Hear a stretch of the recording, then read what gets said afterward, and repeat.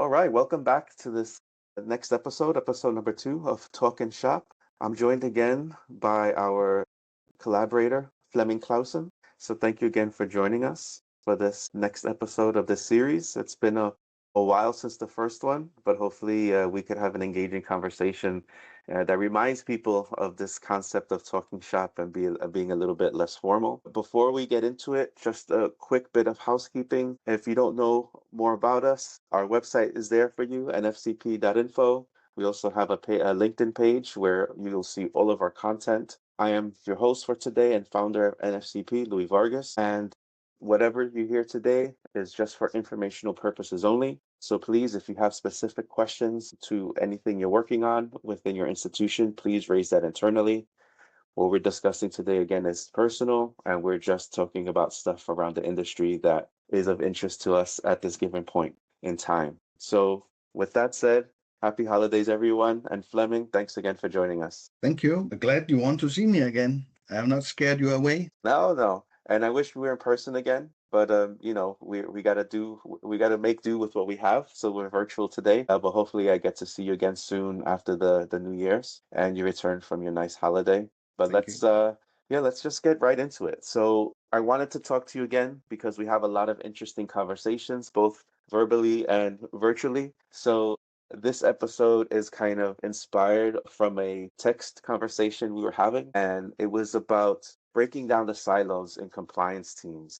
And I was just wondering from your viewpoint, obviously it stirred something in me too, but I'm just curious from your side, what kind of sparked this frustration? Yeah, but I have to say I need to go back to about 2016, where all the big money laundering cases popped up suddenly here in the Nordics and in Europe, and there they realized that maybe the organization need to do some more about this fighting financial crime. So they hire in a lot of experts. And at that time, it makes sense. And that was also at that time I changed from the state prosecutor service to the bank business. And But me were at they that real time, experts or were they experts? no, I will call them, they were specialists Okay. in the specific fields. So what they brought in, there came a few guys like me completely from another world, and that's very important if you want to mix up your team and may prepare them for fighting financial crime. I will come back to that later.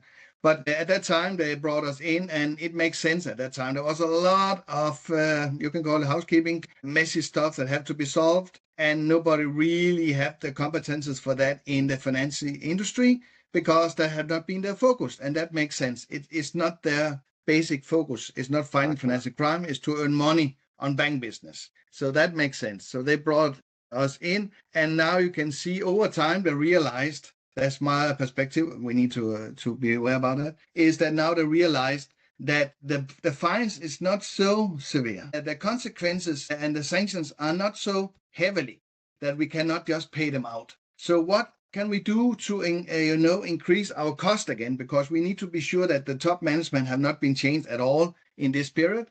So now they're still thinking about earning money. And I have to say, fighting financial crime, it's more or less only a cost, because it's very difficult to state what their earnings are, what is the benefit they bring in, except that they avoid something that we not really know the volume of. So you can say it's not really easy to make a cost-benefit analysis on a fighting financial crime.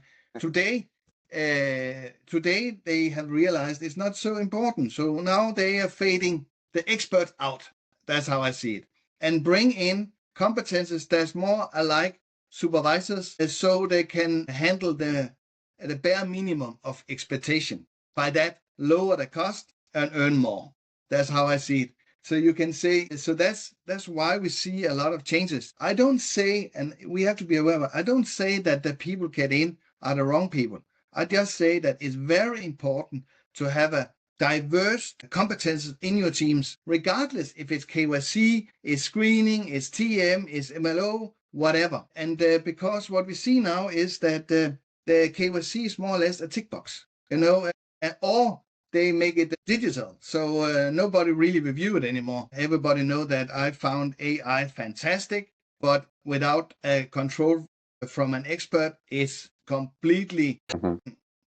So what we see now is become again that siloed element. And even that, we see that they have expert and specialist in all these teams. But if you're an expert in financial crime and sitting in KYC, you should know how crime works and how it's generated. And you should know what's needed to get the convicted in the end. Otherwise, you're not an expert. The specialist is the one who bring it all into, so we optimize the element of this purpose.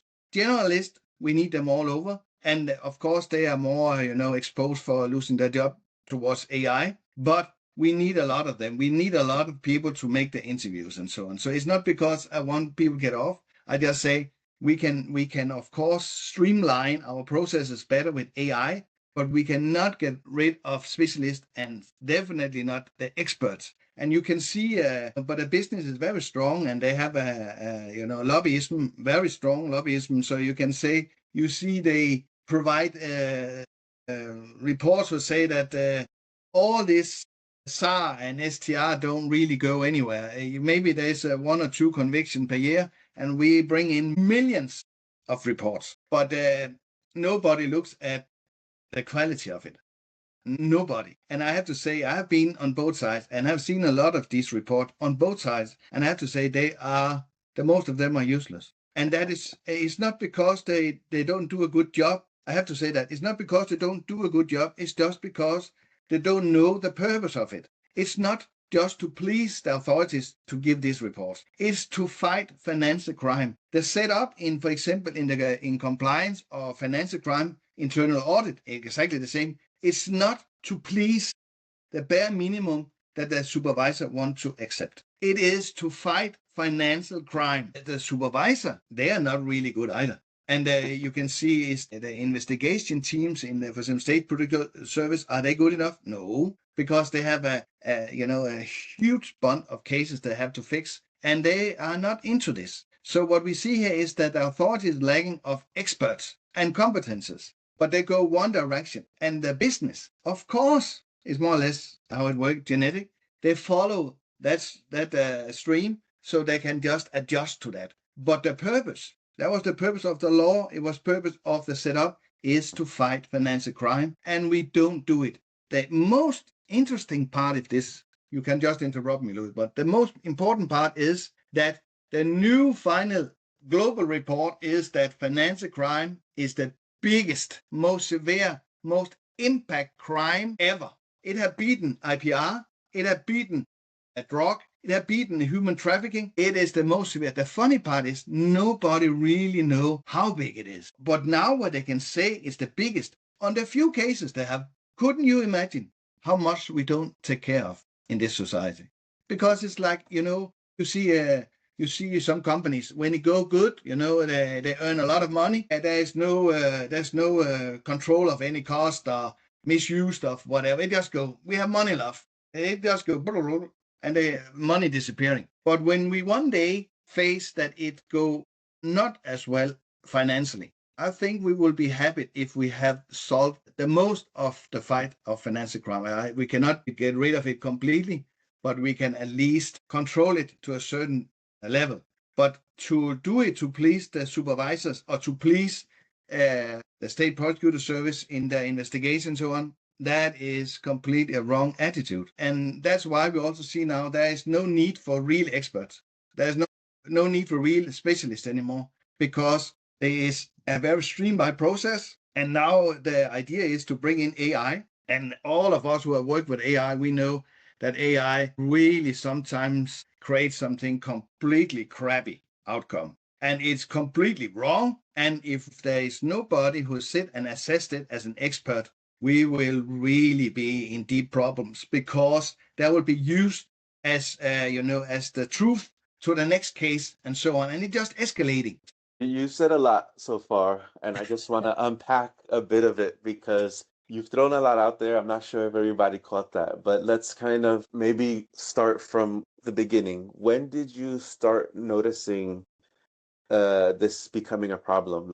Because we're talking about a bit of what we're talking about, or what you've mentioned has been expertise has become too narrow, or siloed, or whatever it has been, and now they're trying to kind of do away with specialists. I mean, yeah, experts and specialists. So I'm just curious, when did you notice this kind of starting to become a trend? Yeah, but I think it was there was a little more curiosity around the second invasion of Ukraine. They thought that would be all these sanction that was exposed. Then they thought there would be, we need to have an eye on this. But then they realized there was not really much that will have an eye on anything. So from that on, when they got, in maybe 2000, maybe 23 or something, it just faded out. And that's why we are here today. We don't really fight financial crime. We just do the minimum bare. Right. But this is something that I've been seeing for years now. And I think in this jurisdiction, in the Nordics, I agree with you. It was probably around, I would say it even started before that, before the Ukrainian invasion. I think it's kind of stemmed from, Danske Bank and an Estonia issue. I think that's what kind of kicked things off with the region becoming really hyper sensitive and aware to these issues. I think the war of the Ukraine kind of continued that trend. But what I see comparatively between the Nordics and the rest of the world, and especially in the US, another jurisdiction I've worked in, is that when companies feel like they're out of trouble or that they've handled the issues at hand, that's when you see a dip in the personnel, especially in the more kind of competent people, or maybe I shouldn't say competent, but maybe the more specialized people. And, they dip it down low enough because they want to see they save money and show that to the stakeholders that they're making money again and they're not heavily investing in financial crime prevention or compliance. But then what happens is that they dip so low that they eventually get into trouble again. So then they have to then start funding that again, and then the spike comes. So it's this ebb and flow, and I just feel like for the Nordics, now you're first seeing the first ebb. You're seeing the first downturn, right? Because it kind of shot up with the Danske, Estonia issue with oligarch money laundering, and maybe plateaued, but then with the Russia-Ukraine war kind of peaked again, and now it's going down deep. But I shouldn't say it's something also that is special to the Nordics, because from what I'm hearing across the world, a lot of companies are cutting back. So the job market right now for what we do is inundated. And you and I know this well because we're part of that demographic. But still, I just wanted to kind of share that from my standpoint. I agree with you 100% that there's this kind of naive approach on the business side on how to manage risk and compliance and financial crime. They think of it as a tick the box exercise, as you mentioned, and also it's like everything else in this world, it's about making money. So when they feel that it doesn't make sense to have a certain quality of security on this, then the funds get pushed away, and now people are even more overburdened, and that's what leads to the issues that come later. But in some way, I also agree in that, and it maybe started a little before the second invasion in 22, because when the banks realized that they cut off the sanctions element in the Estonia case, that would probably have caused a way higher fine ever. Then they thought, okay, you can negotiate with the authorities. And you can see there are cases going on. I don't mention any name. I think it's natural that they do it because that's how it works. That they now try to negotiate how severe their crime is. And they say, but it's long time ago, and we are way better today. And how have that ever been an excuse? It will be the murder. He said, yeah, I killed him, but I don't kill more. That is, it's very strange that this is going on, but that's because they know they can challenge the supervisions. They know the authorities, and they know they can challenge the investigation units because they don't have the competences. And then it becomes a kind of negotiation. And you can see when in the approach that we need to fight financial crime, because that is undermining our society. And I know it's difficult to sell this. For some, it's pure nonsense. Go to south of Italy. They like the mob because the Italy cannot provide social welfare for many of these without jobs. And the mob do it. Mm-hmm. So can I sell that idea to them? No, I can. Of course not. But I have to say, if the Nordics, where we are a little bland, right? So it have to be right the most of the time, and we trust people and all this stuff, but the time is over. We need to step up, and especially in the Nordic, where we have shown before that we can take responsibilities. It's not seen yet, and maybe it's because, for example, the finance industry, and it's not only the finance industry, it's also the medicine companies or construction companies. It's them all, I have to say that. So we don't have to hang somebody here, but it's they don't look at it, and it become more global. So if you got competences, multi-ethnic, that is not diverse professionals. That's not what I talk about. Multi-ethnic is also good, but we need to have the diverse professionalism. So you need to have somebody who knows something about crime. And there is no education ever that have teach anyone, even not in the police. When I'm raised in the police, no education in how the criminal think and how they do it. They can give some very simple cases so we understand what we should do when we see it. But to understand a crime, it takes years of experience. And I have to say, even you have the interest. It's not all who's good at it. It's not because they're bad people or bad employees or something. No, they're not good at it. And you can say you can make a turtle as a fast turtle, but you will never make it as a rabbit. It can never run as fast as a rabbit. We need to realize that. And we also need to realize that management, that is the fundamental part of this one to make it happen. They are not the expert. They are the one who facilitate and gain the best potential you have in you as expert. So they make the frame. They take the hit. They give out, the input, and even there's very bad input. But today it's not like that. Today it's become more business aligned. So if you're a manager, it's because you're on a career on your way up, and don't come with too many bad cases. Then you're off. Then they choose somebody else than you. But then don't do the management part in financial crime, because you only deliver bad cases normally. You never say, we have done a tremendous week. We have provided this and nothing happened. You never see that. You always say there's a breakdown there. The system was off. We didn't got the right list for screening and a lot of stuff. Right. But so the management part have also a huge responsibility to make this work. And I think for now, nobody have really pointed that out.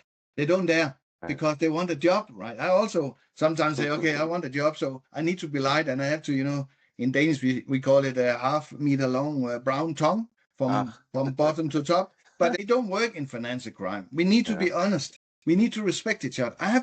When I was in the police, I was driving with a guy. He was, as a human, not really a nice guy. I didn't like him at all. But as a police officer, he was really good. So even I didn't like him, even I don't have anything to do with him after work, he was fantastic to drive with. And come in bad situation or what, he was there. You can trust him. And we are not there. Now it's based on other things. It's based on that you you streamline teams so they are more or less the same. And then you become professional blindfold, because you only see the one thing that profession can see. Yeah. And if somebody says something else, they are bollocks, right? Yeah. They are bad people, and they just want to interrupt, and they cannot be in the team anymore. But so the management also need to step up.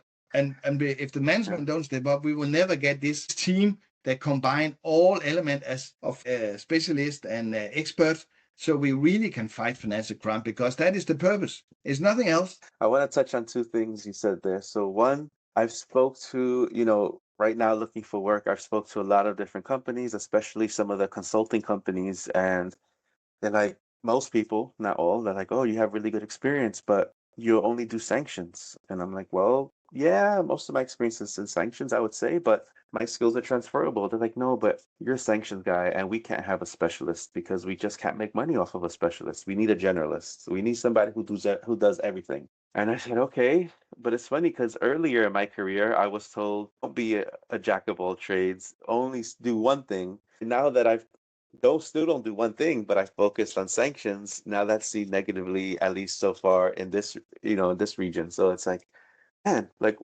it's like catch-22. It's like, do you need a specialist? Do you need a generalist? Like, what exactly do you need? But I agree with you. I think what we're trending today is definitely being more of a generalist. and especially in the big four world, because they want to make money off of you, and the way they do that is people who can do a little bit of everything, or debatable maybe. Some people think they're not really good at what they do, but that's as I say, is debatable. But if I can boost you a little Yeah. there, is that when you work with sanctions, it's like you got a kid, you don't know the name of the kid. You cannot name it when you see the kid, the baby. And that's like sanctions. It could end up is only money laundering. It can end up is fraud. So sanction is probably that part of subject in financial crime where you need to know something about more or less everything. So if you see an expert in sanctions, take him because he know everything that's worth to know. And that's something we have misunderstood, and that's probably also because of the banks, because they like silos, as we said in the beginning.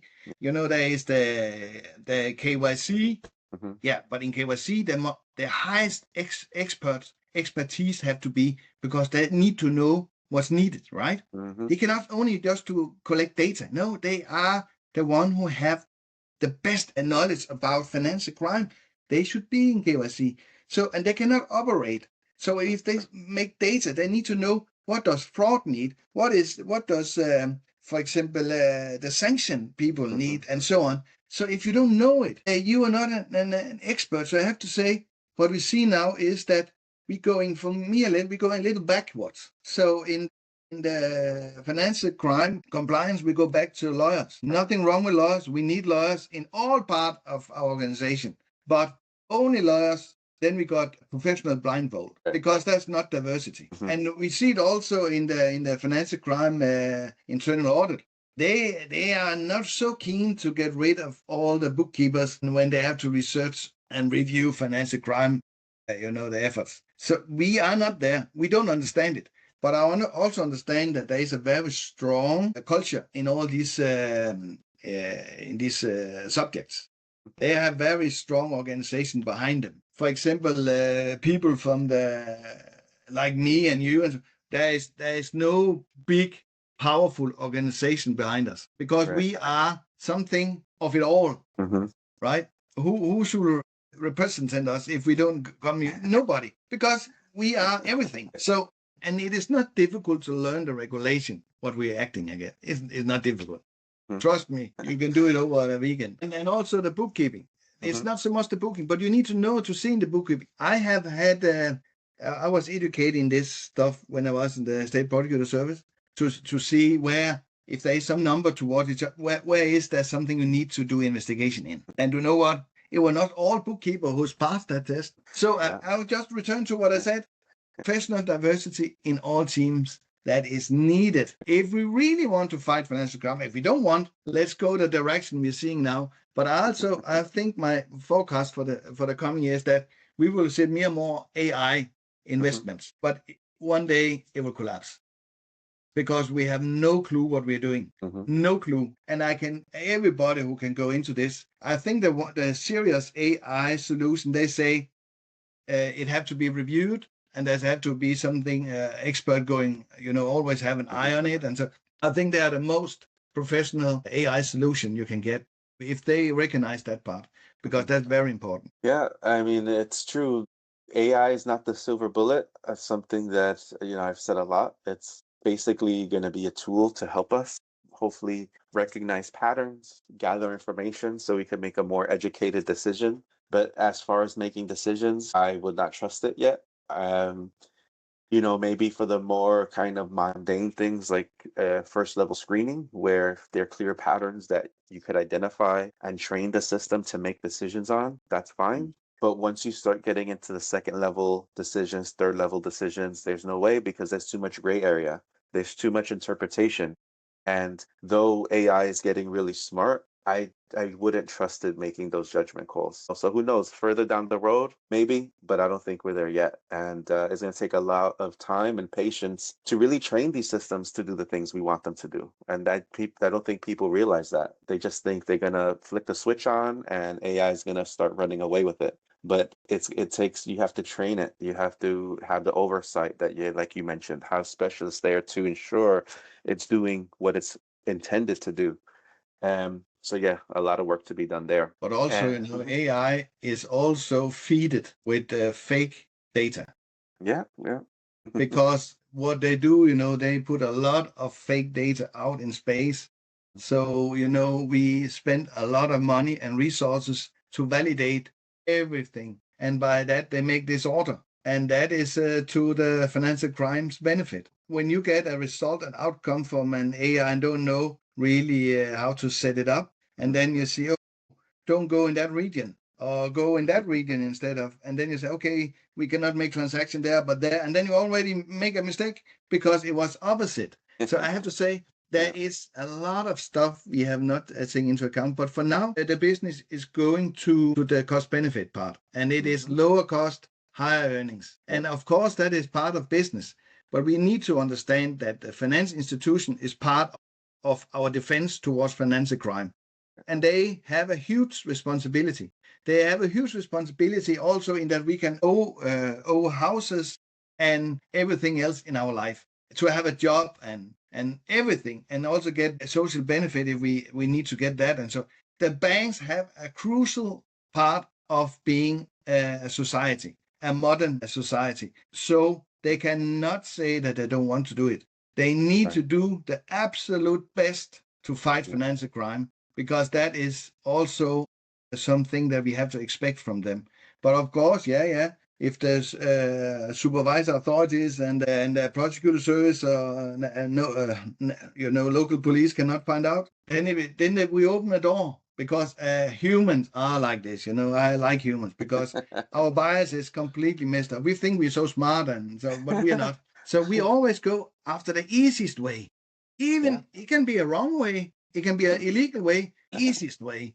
And we always do like that. We're not so smart and so noble and loyal when it came to that part. So humans are high trick. From my time in law enforcement with all the crime and murder and killing or whatever, violence. And these people are very nice, but when they trick their biases, when they see the purpose or the benefit, we can do whatever. It's rationalizing. It's basically just tricking yourself into believing something that maybe is not the right thing to do, right? But you kind of convince yourself that it's okay. But as Fleming, a great conversation as always. But as we're running out of time here, I guess to try to sum things up, how do you feel like we could go in a better direction? What would you like if you had the ability, maybe as a regulator or I don't know, as somebody within an organization, how would you start shifting things in a more proper direction? How do you see that happening? Yeah, first of all, I'm a little pessimistic in that way, but I have to say, if we can make some adjustments to make this diversity in our professions, in all elements, in the FCP, the FCC, the FC internal audit, and the supervisor authorities, the FIU also, and the investigation teams all over, that we need diversity. We started that in my time back in early 2004 or something, bringing in bankers, auditor, tax professional, and I have to say that was a very, very good idea, but it's not really used in that way, because for the authorities, it always end up in the budgeting, and for the business, it's always end up in the budgeting. Right. So you can say we need to find a balance. But where I see a balance is, of course, we need AI. The volume of data is extremely, and it only become more, right? So we need to sit and be able to, separate in all this data, and therefore we need AI. But what I think is where we're going to is that we need to go away. And I'm sad to say the first one who will lose their job is generalists, if we should do it right. But that we can train them to something else. We have seen on the industrial period, people thought, now there came a machine, I lose my job, we are doomed. But we were not doomed, only for a period until we make a transition towards something else. And we will see the same here. The specialists are still needed. The expert is extremely important. But as we have seen now, they have kicked more or less all expert off. And then they just name some experts, but they don't have the expertise. I'm sorry to say that. They don't know from A to Z. They know that specific part, but that is specialist. So, but I see it will normally go like this. It's transition. You go up and down, cyclus, and then suddenly we come back again. And one day there will be a huge need for expert because they will realize this is really bad cases we are hitting. And it is now as long as the war going on in Ukraine, I'm sure that there will be way more sophisticated way to move money in the future. Yeah. I know a lot of people, they're on the neck of on the crypto and so on, but they have more or less been there for many years. And even the American, they do a lot of it and they have moved a lot of secret money for many years. So that's nothing new. The new is that we need to understand we cannot avoid it. We need to understand it because it's already there. So I think for the expert, we need to understand more, and for the organization, they need to understand that they need an expert more. Yeah, I think that's a good point to end this session. We need our experts. We need the appropriate kind of team setup to capture all these risks. So I agree 100% with that. And let's see what the future brings. So I guess, as technology is now already kind of coming in to a lot of these organizations, hopefully they come to the realization that you've mentioned, but we'll see. Let's see what the new year brings. But yeah, on that note, thank you again very much, Flemming, for joining us and sharing your insights. I'm sure it will resonate with a lot of people. Whoever watches this and you're moved, whether it's in a positive way or a negative way, please comment, because that's how we could have conversations. That's how the community can grow together, when we share ideas, even if they're competing ideas. But that's the way we kind of uplift each other. So please comment below or reach out to us individually. We're both very active on LinkedIn, so don't be shy. And yeah, so we'll wrap up this episode with that note. Hope you enjoyed it. Happy holidays, everyone, and continue to be brave. Merry Christmas.